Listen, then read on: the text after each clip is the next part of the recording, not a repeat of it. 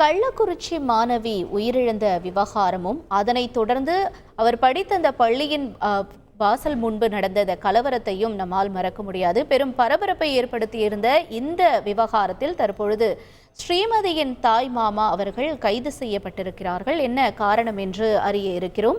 இது தொடர்பாக நம்முடன் செய்தியாளர் தேவநாதன் இணைய இருக்கிறார். தேவநாதன், வணக்கம். தற்பொழுது இந்த வழக்கில் ஸ்ரீமதியின் தாய் மாமா கைது செய்யப்பட்டிருக்கக்கூடிய நிலையில என்ன நடந்தது? இவர் மீது இருக்கக்கூடிய குற்றச்சாட்டுகள் என்னவாக இருக்கின்றன? பதிவு செய்யுங்க.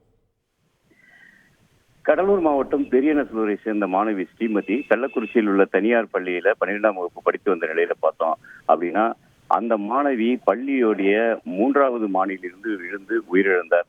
இந்த உயிரிழந்த சம்பவம் தான் அப்போது பெரும் கலவரத்துக்கு காரணமாக அமைந்தது. மாணவி தற்கொலை செய்து கொள்ளவில்லை, அவர் கொலை செய்யப்பட்டார், அதனால் தான் அவர் உயிரிழந்தார் என கூறி உறவினர்கள் மற்றும் அப்பகுதியை சேர்ந்த பொதுமக்கள் என பலர் தொடர் போராட்டத்தில் ஈடுபட்டனர். அதனைத் தொடர்ந்து ஒரு பெரும் வன்முறையானது வெடித்தது. அந்த பள்ளி முழுமையாக சூறையாடப்பட்டது. இந்த நிலையில தான் பார்த்தோம் அப்படின்னா, இந்த கலவர வழக்கு விசாரிக்கிறதுக்காக தமிழக அரசு ஒரு சிறப்பு புலனாய்வு குழு அமைச்சாங்க. இந்த சிறப்பு புலனாய்வு குழுவில் கடந்த 2 ஆண்டுகளாக கிட்டத்தட்ட 1000க்கும் மேற்பட்டோருக்கு சம்மன் அனுப்பி நேரில் அழைத்து விசாரணை மேற்கொண்டனர். இந்த நிலையில தான் பார்த்தோம் அப்படின்னா, இந்த இறந்த ஸ்ரீமதியுடைய அம்மா செல்வியின் அண்ணனான செந்தில் முருகன் என்பவருக்கு பலமுறை சம்மன் அனுப்பப்பட்டது. அதாவது தபால் மூலமாகவும் நேரடியாகவும் இந்த சம்மன் வழங்கப்பட்ட நிலையில் அவர் ஒரு முறை கூட அந்த சிறப்பு புலனாய்வு முன்பு ஆஜராகவில்லை.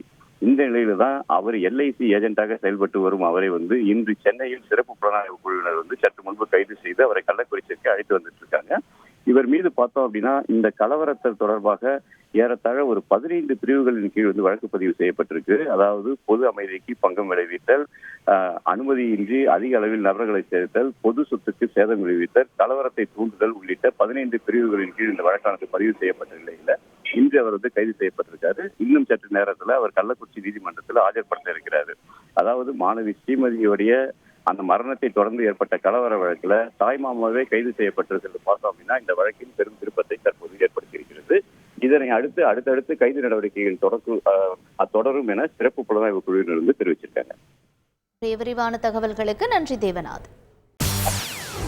செய்திகளை உடனுக்குடன் தெரிந்து கொள்ள உடனே சப்ஸ்கிரைப் பண்ணுங்க.